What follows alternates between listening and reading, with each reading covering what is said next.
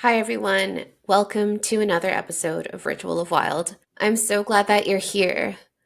Today's episode really was an unexpected gift. I always come to these conversations knowing how sacred they are. I just feel like anyone that's willing to open up their heart's journey with me is such a gift. And then today's episode just felt like an added layer where it was really special because I was able to navigate something personal with my guest, Louise Miyoka. Louise, I hope I'm saying your name correctly. Louise is a somatic therapist, a trauma nutritionist, and founder of Holistic Navigation, where he teaches thousands of people around the world how to recover from stress and trauma. He uses whole foods, self inquiry, and somatic experiencing as tools to find safety within yourself. Through Holistic Navigation, Luis offers online courses and webinars, in person workshops, retreats, trauma informed support groups, a monthly membership and newsletter, a weekly podcast, and a popular YouTube channel filled with insights and interviews. To find out more about Luis, you can check him out on Instagram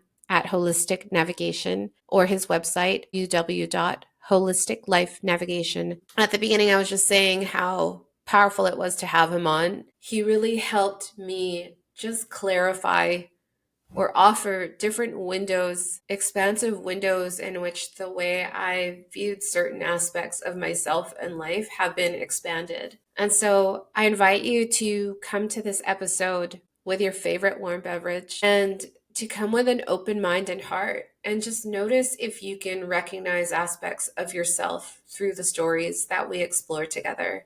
I think one of my favorite parts about podcasting and meeting all these different people from all different sorts of backgrounds is being able to connect the dots and weave a tapestry through which all of humanity, an aspect of each of us, can connect. And the more I dive into this work, the more I'm noticing the power of that connection and that we are hardwired to connect with each other. There's such a relational aspect and a reciprocity that we are each being called to explore within our own world and within the world at large, and just how incredibly healing that is, just how incredibly supportive that is. And that when we have the resource of that type of connection, it's really amazing what opens up for us and through us. And something about that just feels like a really sacred gift and privilege that I really do not take lightly. And I just really appreciate you being here. And I sincerely hope through these conversations, you are able to feel a little bit more expanded and connected than you were before. And I'm just so glad that you're here. If you want to connect more deeply with Luis's work, I highly encourage you check out his resources. And I really look forward to sharing his wisdom with all of you because it has been so supportive for me, and I hope it is for you too. So without further ado, here is our conversation. Louise, welcome to Ritual of Wild. I'm really honored that you're here. I just want to share with my community that I first came across your work through a dear friend of yours named James Olivia Chu Hillman. She was a guest on my podcast, and off the record, and I think briefly on the podcast, she mentioned your name regarding somatics and just how you've been navigating the world. And after that, I went and looked up your work and was so intrigued by so much of the wisdom that you shared that I had to get you on. So thank you so much for being here. Oh, thank you. My heart is bursting when I think of James Olivia right now. I didn't Yeah. realize there was a connection there, so that makes me really happy. Yeah, she mentioned that I guess when I had her on, it was just about last summer. And she was saying that you were at a point where you had just shared your story with the world and it had like catapulted you into this whole other experience where so many people deeply connected with what you were sharing. So I'd love to open up with hearing a little bit more about your own personal story and how it came to weave holistic navigation. Yeah, thanks for that. You're bringing me back 5 years, so I'm letting my body take me back there. Yeah. So I remember I was sitting in my office at the time in town. I was on the second floor, and there was like a beautiful sunset, and my office had windows. Every wall was just filled with windows. And I was sitting with the microphone in front of the computer recording my first podcast ever. And in it, I talked about my experience, which was growing up intersex. So Mhm. intersex is not an identity. It's a biological expression of the body that you're born with. And it can show itself in many different ways, but it essentially shows itself through ambiguous secondary, or for some people, primary sex characteristics. So for me, it was hormones. I had elevated estrogen until I was around 15 years old. And so I developed breast tissue and then full on breasts and hips, and I couldn't put on muscle. And I felt very female until I was 15, 16. And Right. then my body was able to make more testosterone and it shifted. And so that experience was extremely strange and unusual, and no one knew how to hold it because no one was really educated in it. They still aren't really, but they weren't really at all in Pennsylvania where I grew up. Mm. And so I had this experience of what I call now being a middle person, really feeling like I didn't fit in anywhere. And I was also, my family's multiracial. So there was also this place of identity in general didn't really land easy for me. And at first that was really painful and confusing. And then it turned out to be a total gift. And I Mm. remember sitting in front of the podcast saying, or sitting in front of the microphone, just speaking this to what would become tens of thousands of people, because I wanted to be free of the secret. And then from Mm. there, just like you said, a lot of people reached out because they connected. I'm so curious for you, what in that journey of yours prompted you to be like, I just need to get this out? Yeah.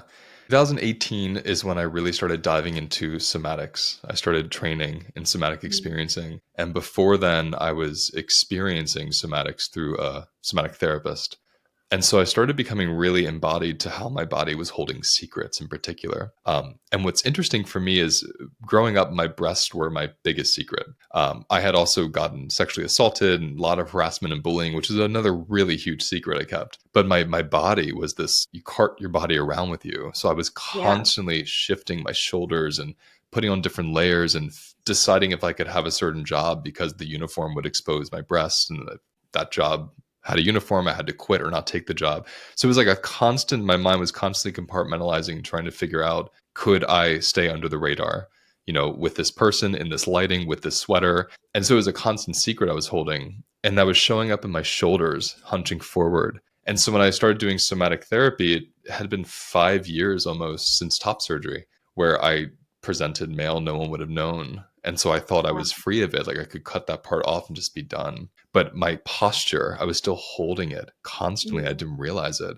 And I was at a dinner with a bunch of friends, and I noticed people were talking, the women there in particular were talking about their experiences with puberty. And I understood them, intimately, Right. this particular piece they were talking about, but I felt myself bracing, like getting sweaty, don't say this, don't let them know you have this experience. 'Cause I was trying to hide that part. And Yeah. that was what prompted it. I thought, I don't want to live anymore with the bracing everywhere I go. I want to just release this and see what happens. Wow. I just want to say how brave that is, because I think about, I'm studying somatics myself right now, and just in my own experience as a woman, all the things we try to hold together, keep together.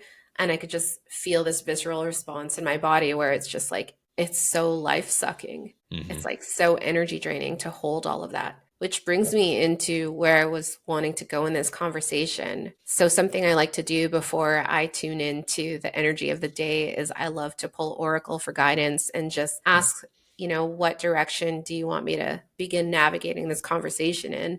And the card that I pulled was Cracked Open. And it's Ooh. about hitting a rock bottom and surrendering to the alchemy of life. And as you're sharing that story, I can hear my own inner voice attuning to something that happened moments before, which was an argument with someone I love, my partner. And he's over there at work and I can't reach him. And you could already hear, like, in my throat, just how frustrating that is.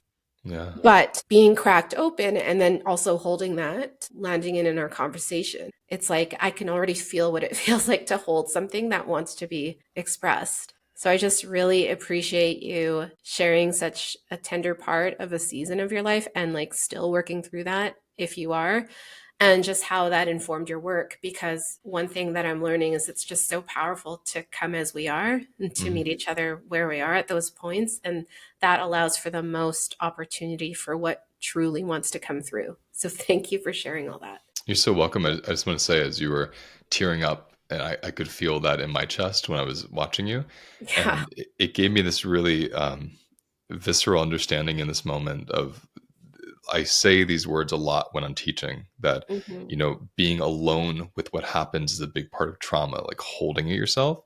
But Yeah. right here with you, I'm feeling that, the decades of when you're holding something, the actual pressure, the biology that's building up inside of you. It's such a big part of what we're exploring somatically. Yeah. And it's interesting because as soon as I name that, like I just feel so much more open to speak with Hmm. you instead of like pretending there's like this compartment that like I've shelved over here, but really it's here with us. And I just Yeah. want to name that. So thank you for holding that and just reflecting that back at me. Yeah. I feel closer to you just knowing that.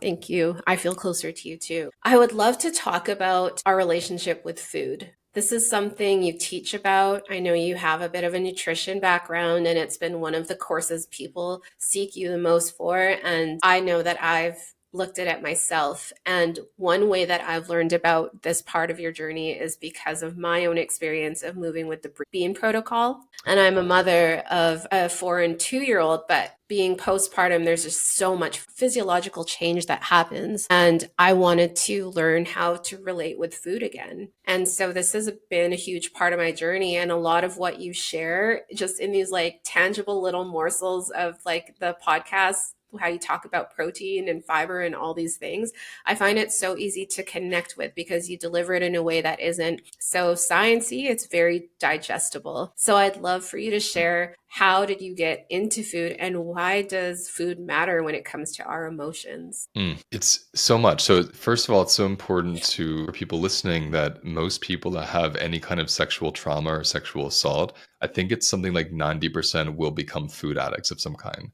And Wow. so there's an interesting correlation between specifically that type of childhood violation and then turning to food or reenacting it with food, which is a whole other piece we can go into if needed. I had the same experience after my sexual traumas. There was so much pressure in my body that couldn't be expressed because I didn't tell anybody. So I was holding it all by Mhm. myself. The only thing as a child that helped me not feel that massive pain was eating loads of food, right? So really early on, I discovered, well, if I eat a ton of chips or like a bunch of salsa or a bunch of cheese whiz with tortillas, like if I eat a bunch of these foods, I am soothed for a good couple hours Yeah. until you metabolize the food and then you go right back to your baseline of anxiety, which is why we have compulsive food eating. It doesn't soothe it for even a day, it just soothes it while you're digesting it. Right. So I depended on food to kind of settle that activation in me. Mhm. And that would then, interestingly enough, the trauma that created the food addiction was the same thing that inspired me to major in psychology. But Interesting. while I was majoring in psychology, I was working at a health food store. And then Uh-huh. I quit my psychology major because I was so not impressed with the DSM and the way of identifying people. And I was seeing people change within weeks, people who were bipolar, having depression, anxiety within weeks just from changing their food. And I thought, Mm. nutrition is the shortcut. I want to learn that.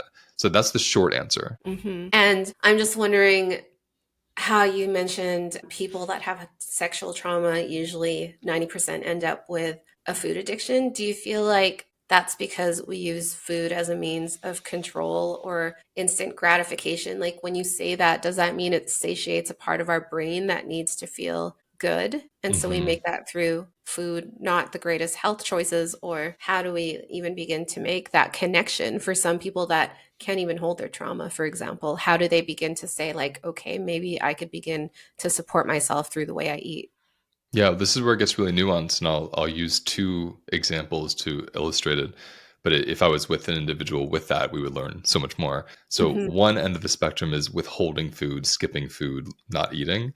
The Hmm. other end is food dependent, so eating lots of food or binge eating. That's where I fell. Hmm. So both of these can be products. When we talk about food addiction, it can be an addiction to not eating or an addiction to overeating. Right. So what's interesting is one part of it is what you said, which is it changes your biochemistry, food that is. So when you eat something within seconds, depending on what it is, definitely within minutes, your actual neurotransmitters shift. So your dopamine, your serotonin, your melatonin, adrenaline, things change in your brain and your bloodstream within minutes based on the kind of food you eat. So we seek out food as usually the only thing we have agency to work with when we're Hmm. trying to get a state change, when we're trying to transform our actual chemistry so we feel better or feel less, or we withhold food for a state change. So giving into a bunch of food or completely withholding food will change your biochemistry and changes your emotional landscape. But the second part of it that's really fascinating on both sides actually is with binge eating, there tends to be either inflammation, weight gain, or just a feeling of like nausea, like sickness and fullness. Hmm. All that, as well as someone withholding food and losing lots of weight and becoming very, very thin,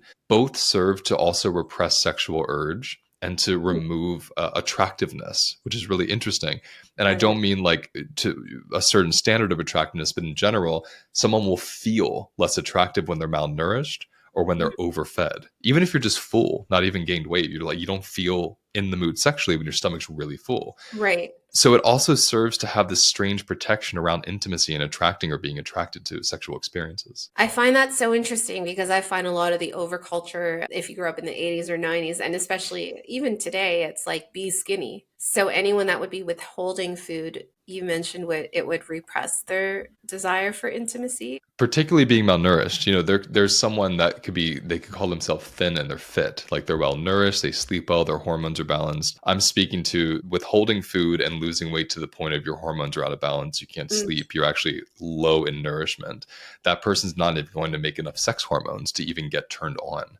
So it's right. interesting how there can be a defense mechanism towards sex Yeah. itself, right? Yeah, I see what you're saying with that. That's so fascinating. And Hmm. one thing I've noticed too with the way I shifted, because I was turning to sweets a lot, and the way I made that connection for myself when I went into journey with food is like, I wonder where I'm not noticing the sweetness in my own life. And it would always come in moments of like these windows of like short tolerance or short, just no patience because my capacity was just like very, very little. And I would reach for dark chocolate or I'd want a coffee or a latte or something. And it would feel good while I was having it. And then I just felt like this crash after. So I was so sick of that feeling. And I was just like, became curious about like, I wonder what would happen if I actually started to look at food as a means to support myself instead of something I extract from and turn it into something I engage with. Yes, that's a beautiful way to say that because this is where a couple places my brain goes when you say this. I think of food reciprocity.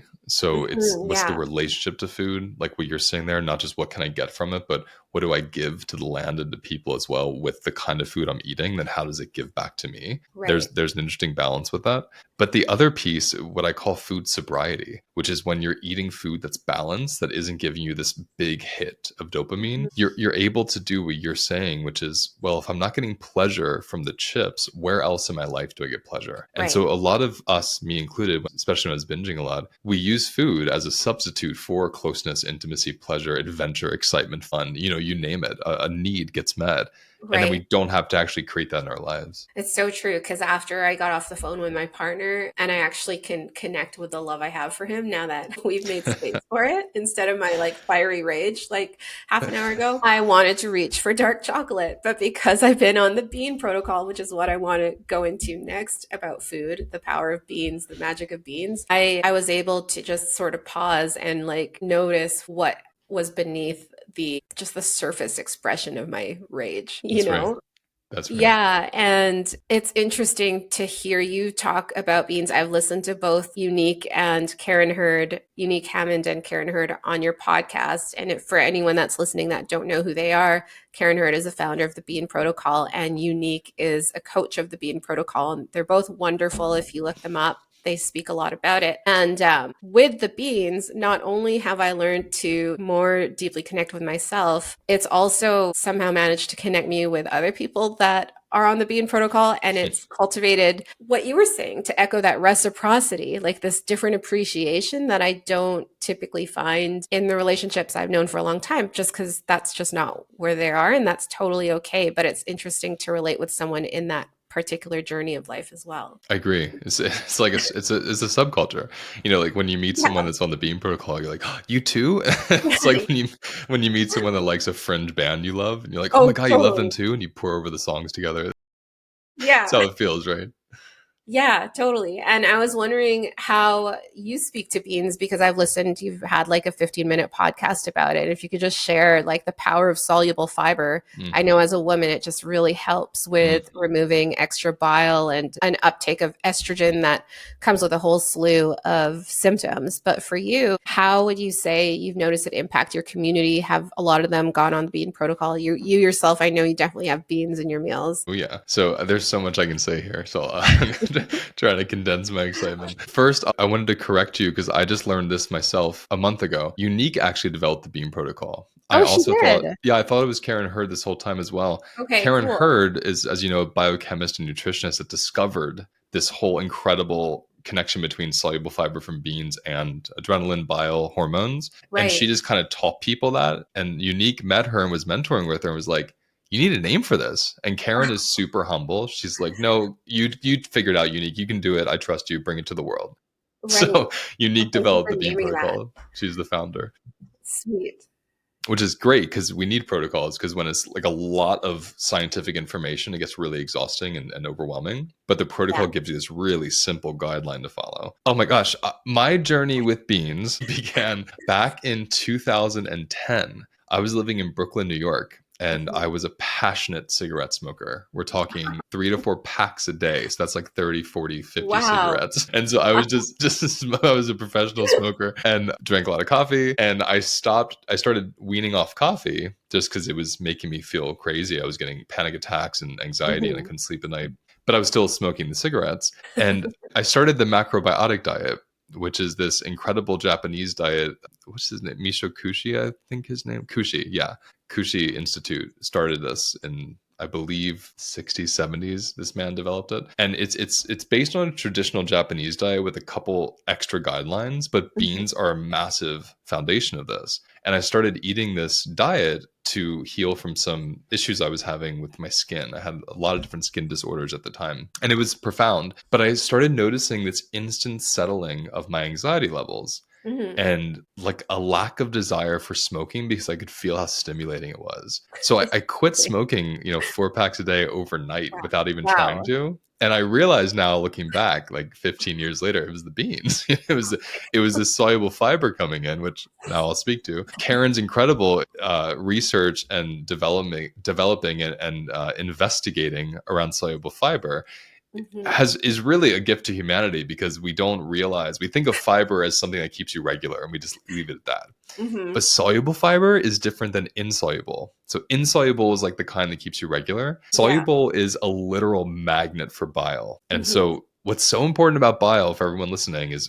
your liver makes it, your gallbladder stores it, but all of your toxins, including your hormones, go into it. So your Mhm. liver is like this filter for your blood. It's, I Yeah. think, a gallon of blood every hour is being filtered through the liver. So it's Wow. constantly filtering, metabolic waste, hormones, chemicals, uh, GMOs, pesticides, like anything that your body can't use, it goes into your lymph and then your blood, and then your liver is filtering it. All those things get bound to your bile because they're all fat soluble. Some hormones are water soluble, but the metabolites are fat soluble. So all these things go into your bile. And then this is the important part, your body recycles that bile for, I think, up to 90 times. And it's Wow. called bile acids, and your body can keep reusing them. Soluble fiber is the only thing that acts like a magnet. It grabs those bile acids, and then when you have a bowel movement, it flushes it out of your body. But Mhm. everything you're flushing out of your body is not just bile, it's metabolic waste, pesticides, it's sex hormones, it's stress hormones, chemicals, fragrances, all that.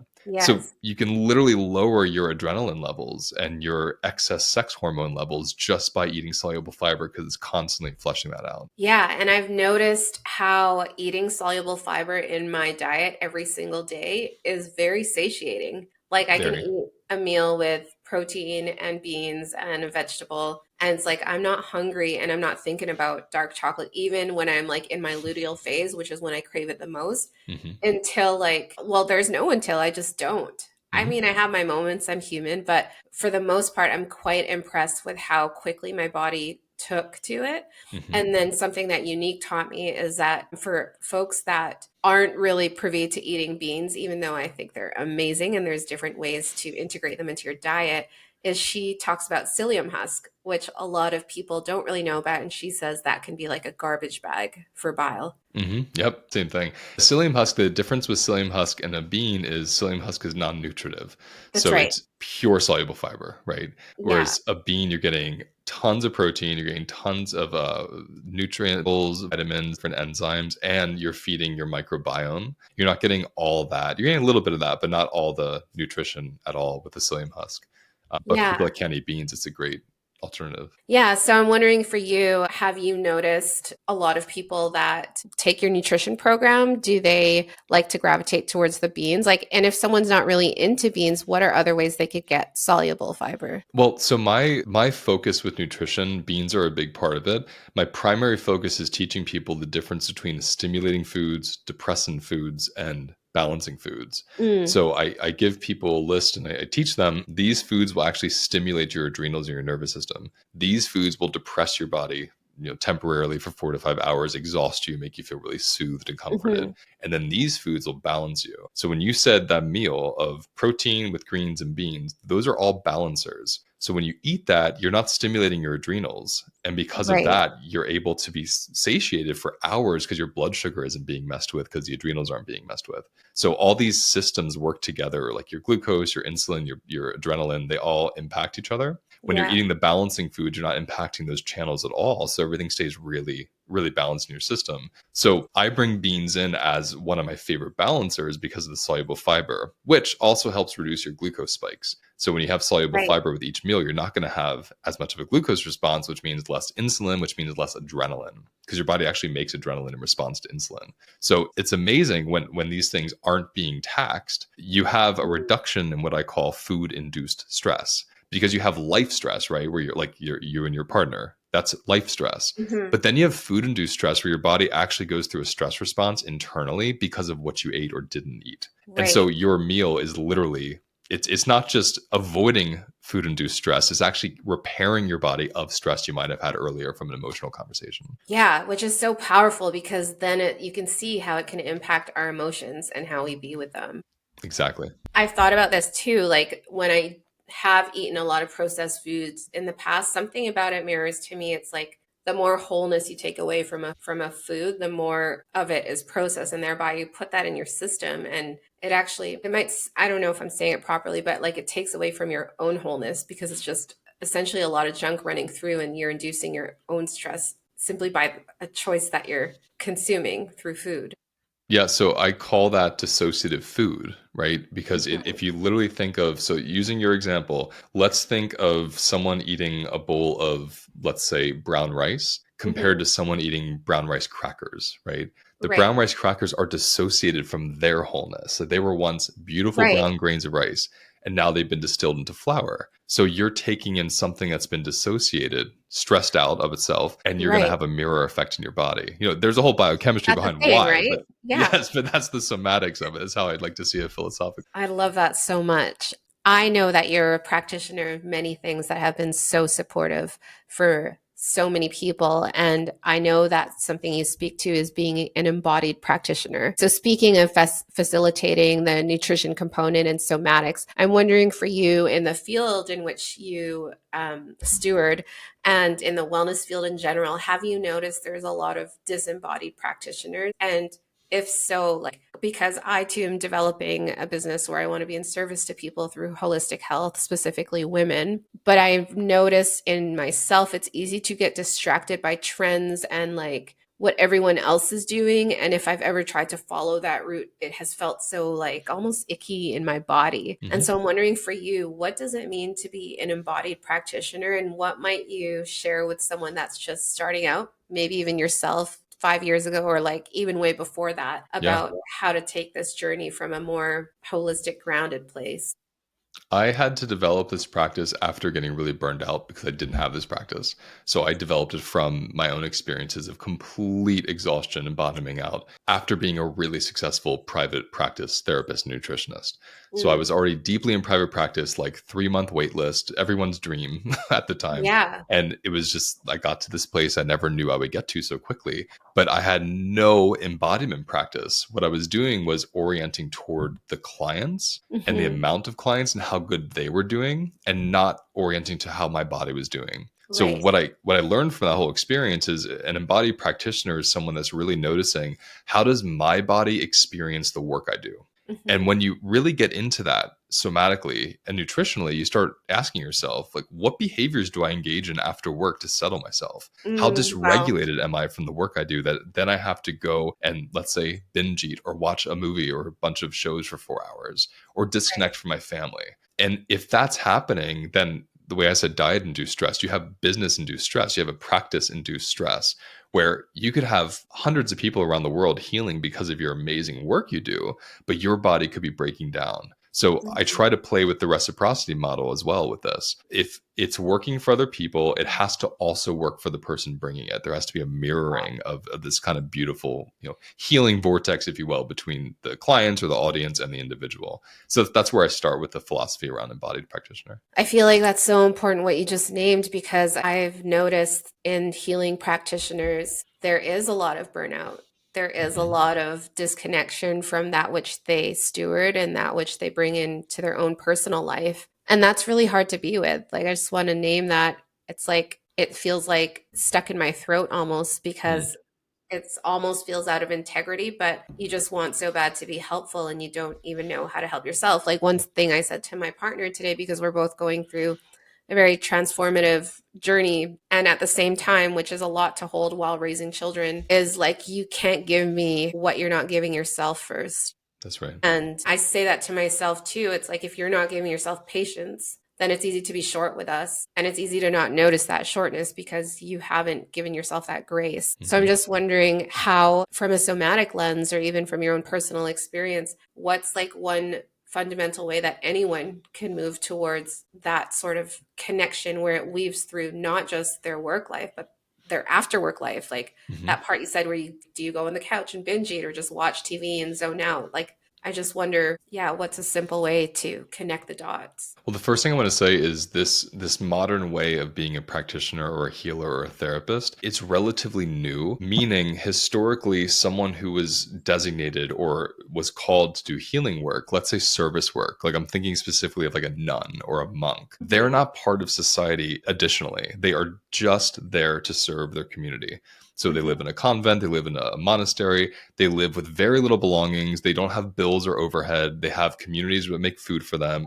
Their life is really basic. So all their energy can go towards serving people and sitting with people and essentially witnessing trauma and crisis. And what's Right. interesting about us is we don't do that. We are Mhm. witnessing trauma, we're witnessing crises, we're holding space for like multiple people a day, not even just one, but multiple. And Yeah. then we clock out and then we clock into raising kids, managing a household, paying bills, navigating our own stressors and illnesses, whatever's coming up. And that's a lot for A one lot. person. We don't have capacity for all that. So this is why I love food and somatics, because they give you this ability to support your body and your nervous system to do this outpouring. So Mhm. for instance, if I'm not embodied through the day, like let's say I have six clients and Mhm. I'm going from one to the other, and there's no pause to notice how it's affecting my body. When my body tenses up, or I feel a pressure building up, or I want to cry, or I'm tired, those are all the ways my body's speaking to me.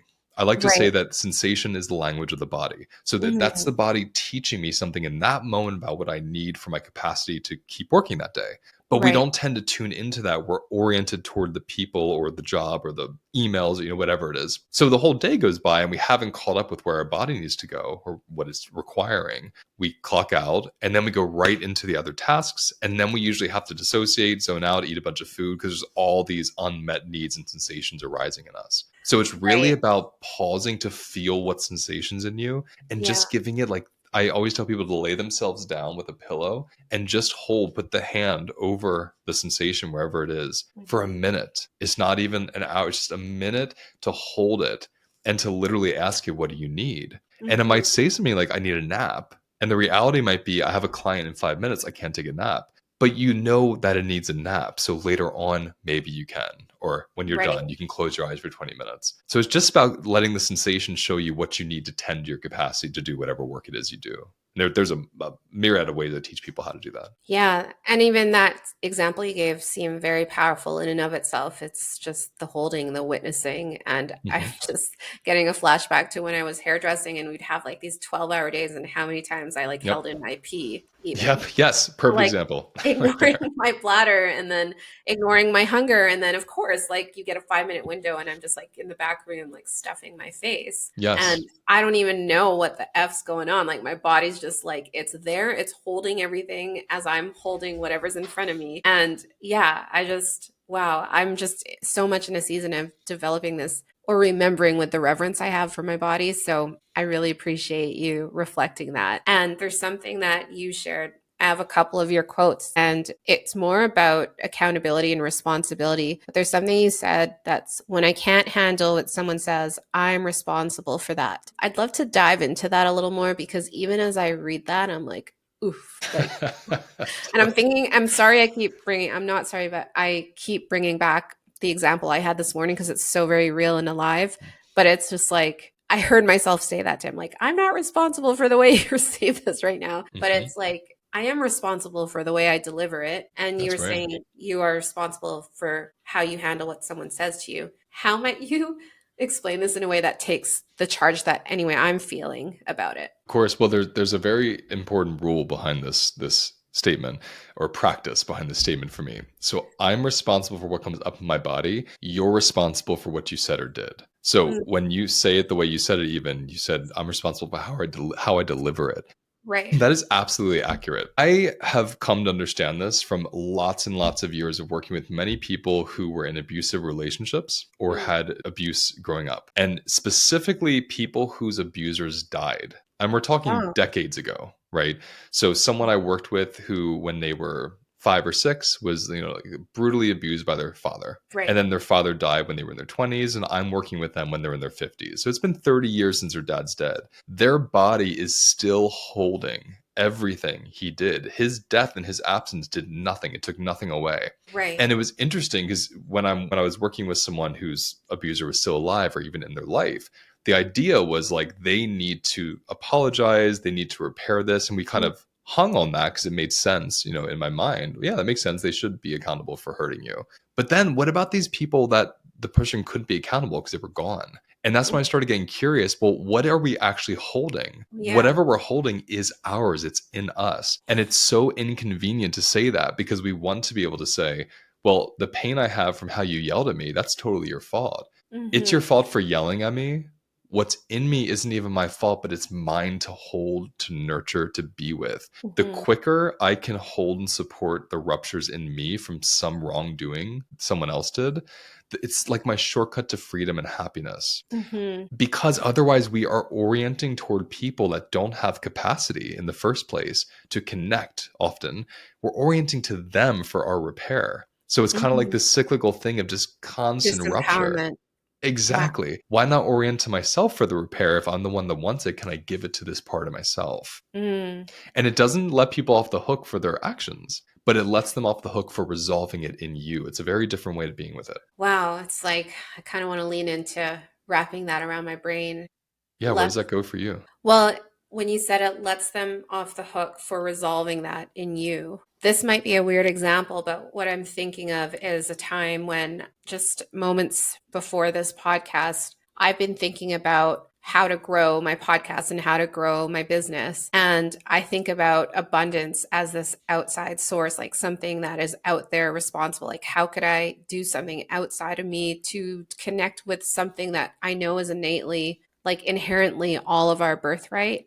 And the message I kept getting was like, you are the source of abundance. You are the source of abundance. And to connect the dots for listeners, the reason why I feel like what we're talking about is connected is because it just feels like you have the power is within you. Like you have that self responsibility, that ability to respond to that which you say you want. And it can start with you. You don't have to wait for an external condition for it to take place. That's right. That's right.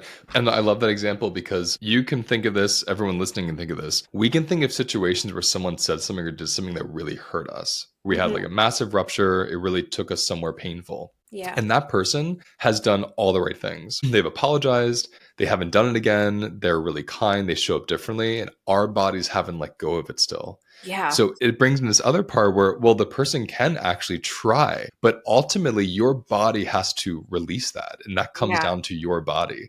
And so it does take the power away from the person that hurt you and gives it right back to you. And then I can think where people get overcoupled. The reason why there's kind of like a big sensation that can come up around this idea is we think it means no one's accountable for wrongdoing. That's kind of the overcoupling, the association with it.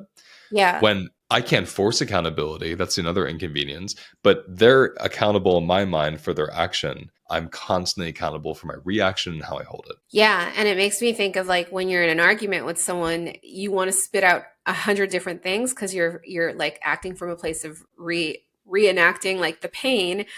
And Mhm. like to give the example this morning, we're both like texting each other after we hang up. And I'm like, oh my God, my energy of like right now, what I could do right now, I'm still choosing to anchor it to you. So as long as I continue to message you or engage with this like childish behavior that we're both acting like right now, then I have to remain in that frequency with you. So I just Yes. stopped. But Yes. I feel like we all do this. Yes, we do. And then it's like, oh, I should have said this later. But it's like that only comes from like letting go, actually, that That's clarity. right. That's right. And that clarity comes from being regulated. Like when you said the abundance is outside of me, but you're realizing it's inside of you, it's the same with the repair. Because when you immediately go to the person who's dysregulated in the first place, is why there's a rupture.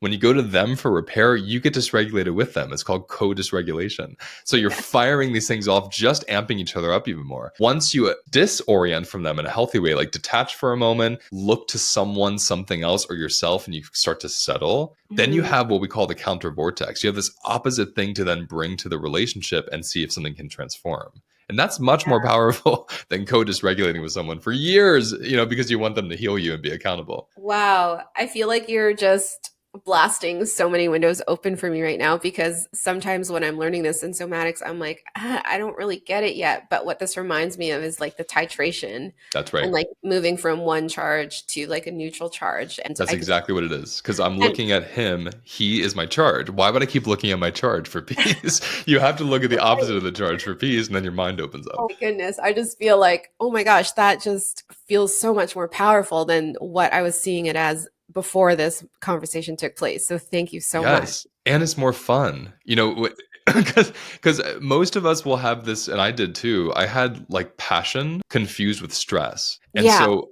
especially in our intimate relationships, so that kind of anger, passion, that big activation coming up. I think like that's because we love each other and we're in this, and I'm gonna fight, but that's just a stress response. So it's really nice to even uncouple stress response from intimacy, eroticism, connection, like intimacy. There's so many things we can uncouple that stress from. And then you were like, I don't even want to be stressed with him. I want to go have my pleasure in the sun.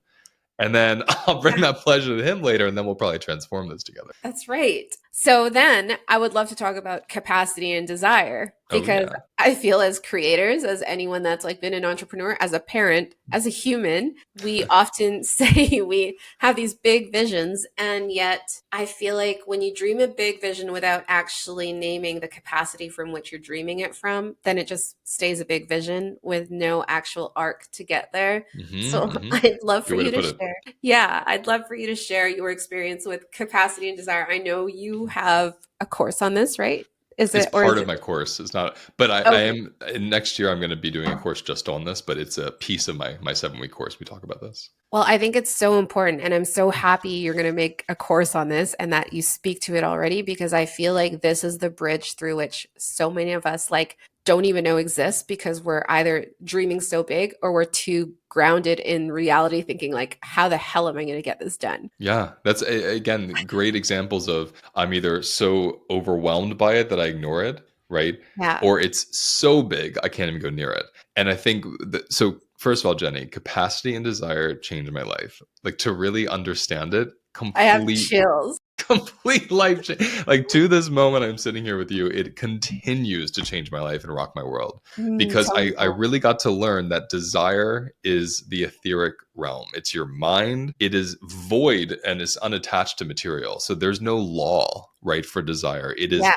infinite, Boundless. boundless, which is beautiful. This is imagination and fantasy we're talking about. We want to dream, like gorgeous, but that has to connect to a human body that bumps into things and gets tired and gets sick and has needs and goes to the bathroom and gets hungry. So the human body is so finite. It has many limitations, like per hour, not even per day. And Yes. so when we are oriented toward desire, but not noticing again the connection, the relationship between capacity and desire, will over bypass our capacity. So let's say a cue for capacity is energy. So when we start to get really tired, That's the body saying, I'm at capacity for the day. We'll Mhm. drink coffee. We'll force ourselves to stay up. We'll watch a lot of TV. We'll do something to bypass the exhaustion because there's a desire that we're much more oriented to rather than where am I right now? Mhm. So, what I love to teach people is our burnout comes from oriented toward desire instead of capacity and desire being, a relationship. And Right. what happens when they become a relationship is lots of humbling. You are humbled. I am humbled so often because there's something I really want to do and I think it's amazing. And then I check in with my body. My whole body's tense. It feels exhausting. It's so beyond where my capacity is. So then I have to completely shift the desire until the capacity matches it. Mm. And it's an ongoing process. It's not like I hit level 7, now I'm there. It goes from 7 to 1, then to 25, and then back to 3, based on where I am every given day. So I have a question about that. What do you tell to people that are like, I have FOMO around this? Like, I fear of missing out. If I don't tend to this now, I'm going to miss the train. And this opportunity is not going to come again. And my vision's just going to die. And like this existential crisis. Yeah. Well, there's a couple things. First of all, they could be right. You know, Damn that it. sometimes there are opportunities that if you don't take them, something won't ever come again like that. And Mhm. this is where grieving comes in for me. Oh, This is where grieving is so important. Can I grieve this incredible opportunity that I'm just not willing to kill this body over? Am I okay with that? yeah. Or, and this is another fun part, can I consciously bypass capacity? Can I consciously push myself knowing I'm doing it and do it for a limited amount of time so Mhm. that I can then recover and repair? It's not these like short term, for a couple of weeks, I'm working really hard and staying up late to write a book. That's not an issue. It's years of bypassing capacity for desire that then leads in imbalance and illness and burnout. So Mhm. it depends on where we are in the relationship with grief, how we can let things go, and how Yeah. conscious we can break our capacity and then tend to it later on to recover. I feel like our culture, like when you say the word grief, I think of the word death. But when I think of the word death, I think of letting go, an ending so that something new can begin. And I Hmm. feel like without the supportive teachings around grief, it can feel like a crucifixion almost. Like Yes. we're almost crucifying ourselves. Like this version of us has to die. Another example that my partner and I are moving through, it's like, I was like, you need to let yourself die. Like the part of you that insists you must do this, that, and that, and you're burning out. And so I feel that in my chest when I talk about it. And I wonder what you might say to people that don't really look at grief as an open door, as Mm. a beginning and not this ending. I reckon with grief daily as a mother. I have as much grief as I do joy and honor. And dude, I'm crying like every day, constantly letting go. I mean, how do we use that as a bridge to develop healthy relationship with Mm. capacity and desire so that they can connect and it's not like either or, it's actually a both and story. Mm. Yeah, it's beautiful. Even when you're saying it, it's giving me a reality check. One of my greatest privileges is I'm really okay with death. And I Mhm. forget that that's a privilege. I mean, It I think is. that's what privilege is. You forget it. You're just so used to it. That's not true for a lot of people. They're really not okay with death. It keeps them up at night. And I used to be that person. I remember laying in bed for hours thinking of all the things that could go wrong. Who could die? Am I sick? Am I going to die? And essentially having insomnia because of that. So I can empathize with that, but it's been so long that I forget this is such a heated, difficult topic. So Yeah. I'm just appreciating that reality check right now. I don't know if this is a good answer, but it's the honest one. What really, really shifted grief and death and loss and letting go for me was stepping out of what's called a human supremacy way of thinking, where Mhm. because we live in a culture where like we are the top of the food chain. And so everything is really for us, our roads, our cars, how we get groceries. Like we live a human centric life, most of us, Mhm. especially in America and in much more developed countries. So we've lost that kind of constant reminder every day that we're at the mercy of something much bigger. And Yeah. when I let go of that human supremacy thinking and I started really letting myself be one little thread of everything, I also let go of my importance, which can Mhm. sound negative, but for me, it was incredibly powerful. I didn't say I let go of my value or my sense of self, but I let go of the idea of I'm more important than the tree that might fall on the house, right? So I Right. stepped out of this way of thinking of like things shouldn't happen or it should go this way. And Mhm. so it put me in touch with just things are bigger than me, including a missed opportunity. And I can give you an example. I just had this retreat in Costa Rica in December. There Mm. were supposed to be 65 people at the retreat. On our end, we miscommunicated something, misunderstood something, and didn't promote it at all. I think I did one or two emails. Okay. And we ended up having 8 people that signed up. And when I found out there were 8 people and there were supposed to be 65, my mind was so oriented toward the desire of this big 65 person, week long Mhm. workshop we were going to do, that I was feeling this pain, this friction, like, well, I'm not going to do it then. That's what was coming up. Mhm. And I talked to my assistant and she's like, we have to do it. They've already bought their plane tickets. You can't just cancel this. And so I decided to do it. And then a day or two later, after I decided to do it, 12 people in 2 days just signed up for no reason, like last minute. And so we had 20 people that ended up signing up. Okay, the moment that happened, Jenny, I went for a walk in the graveyards. This is perfect for this topic, with my Excellent. wife. And she said to me as we're walking, she said, Luis, you've been doing so much work these past 5 years. Like, what if this is all your body can handle is 20 people? And the moment she said that, I have chills now as I'm saying it to you. The moment she said it, I was like, thank you. That's exactly why this is happening. I can't handle 65 people right now. Yeah. So for some people, that would have been a missed opportunity, like to Mm. make a bunch of money, to heal a bunch of people, have this great success. I felt so successful in that moment that we had 20 people and I did not want one more. And it was one of the best retreats I've ever done in my entire. Thank you for sharing that.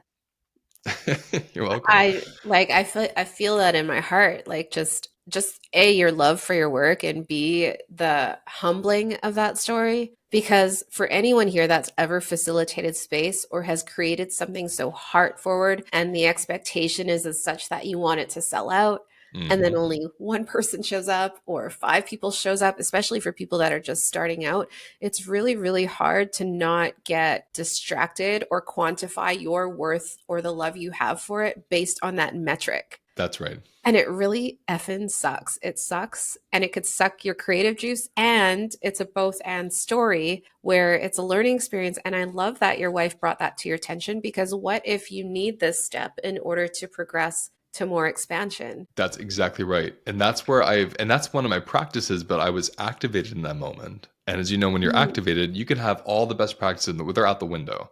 And so I'm Yeah. lucky to have a very wise partner that was like, sweetie, this is your practice. Let me remind you of something. I don't think your body can handle 65 people.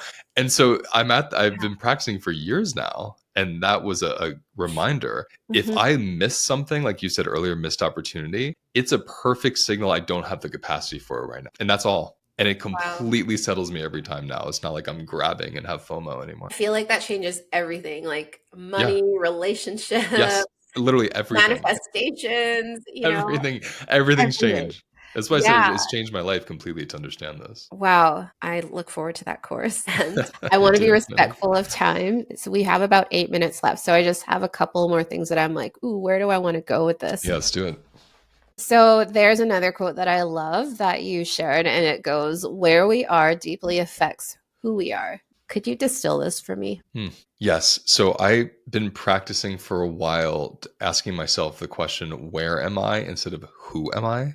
Because for so many years I was in the, like, who am I thinking? Like, who am I? Like, I need to know. And Hmm. when you were saying earlier about practitioner work and when you try to follow the crowd, it doesn't feel right for you. That's a Hmm. big part of being, quote, successful, is everyone's always like, you have to know who you are. And I started noticing, but I'm different all the time. I'm different when I'm sitting by the creek than I am right in front of you right now. I'm a different person Right. based on space, right? Because body relates to environment. And from that relationship, that's me. That's the thing that moves through. So, talk about grief again. There's never this kind of one version, it's a relational experience. Mm. So, where I am deeply affects who I am in that moment. And then when I move to the next moment, I'm a different who. It just keeps shifting based on the relational experience to space, like actual environment and land and individuals, food, being tired, like you name it. I feel like after this conversation, I will have left like uncovering a whole other layer of my human experience, because what you just shared there, that relational aspect, I feel has threaded its way through this whole conversation. And I think it's so beautiful to name. And it's also why I was drawn to James Olivia's work, because she speaks so much to Hmm. the relational dynamics and the responsibility we all have as human. And I never thought of it that way, because if where I am is overstimulated with a bunch of like toys being thrown at my face, There you are. Yep.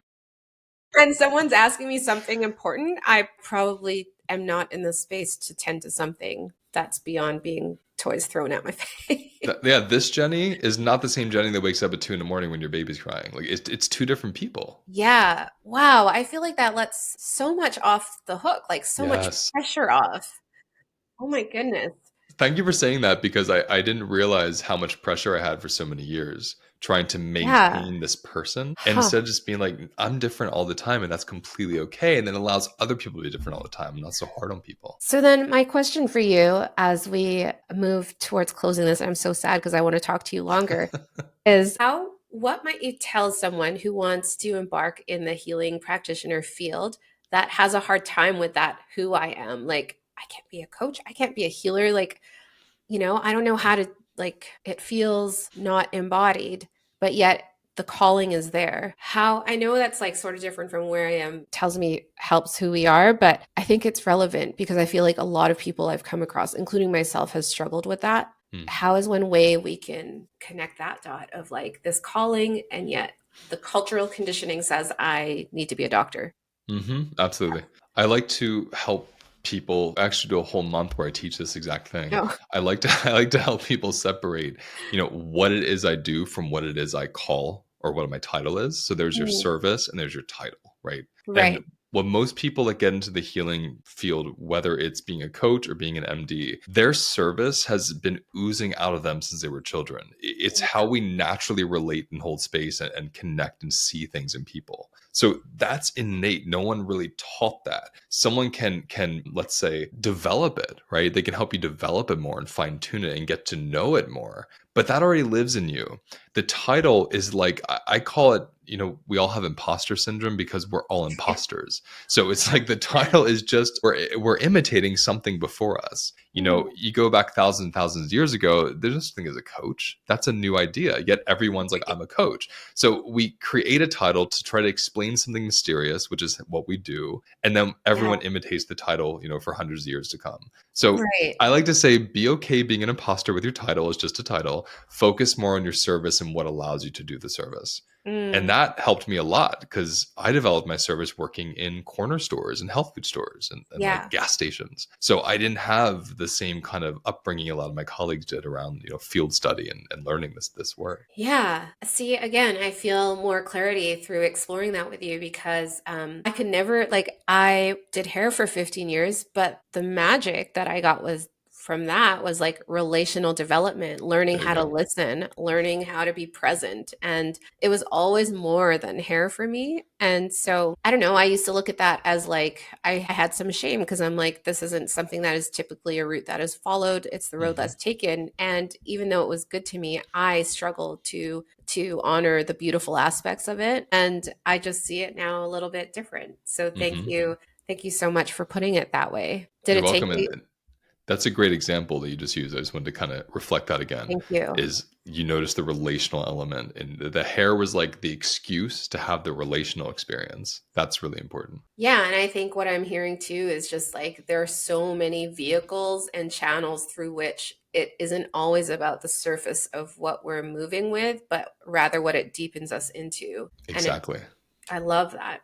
And that's where in my embodied practitioner course, what I teach that month is I call it your relationship is your service. So it's not the Mhm. title, it's how you relate to the person. That's your actual service. The title is just what attracts people because they understand what that means. But the relationship is ambiguous and natural and living. It's very Yeah, special. that's such a powerful differentiation. So thank you for saying that. I know that you are writing a book because Evan, your assistant, told me so. So I'd love if you could share where people can find you, maybe a little bit about when your book's coming out and just how to connect more deeply with your work because you're just awesome. I just love talking to you. Yeah, this has been really, really pleasurable. I love interviews because they pull things out of me, but I Yeah. don't always deeply connect to the person. But you're so easy and fun to connect to. So Aw, thank you thank for you, you, first of Louise. all. The book, I never in a million years thought I would write a book, first of all. So it was a complete surprise, a lovely Congrats. surprise. I just finished it a month ago now. Mm, So right now it's being edited, and April 2026 it will come out. okay. And it's called Food Therapy, and it's all about the integration of nutrition therapy and somatic therapy and how together they can really help recover from stress and trauma, help people recover from stress and Beautiful. trauma. My website's holisticlifenavigation.com. All my events are there, including a couple retreats we're doing this year and then some virtual events, some free ones as well. And Instagram.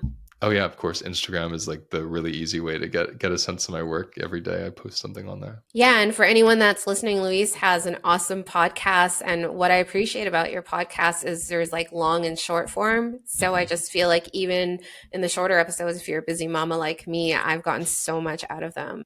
Oh, I'm so glad. I just started doing that, so I love that feedback. Thank you. Yeah, I love it. And I just really have appreciated our conversation today. I just want to name that in the hour we've spent together, I feel like I have moved through a wave of like landing in with like so much extra Mhm. weight that was invisible that I felt like I had to name. And I just sincerely appreciate you. Like, it's just a testament to you as a practitioner and your ability to cultivate that relational dynamic. And I just really sincerely appreciate this was such a gift today. Oh, thank you, my friend. Me too. Really, really enjoyed this. Thank you.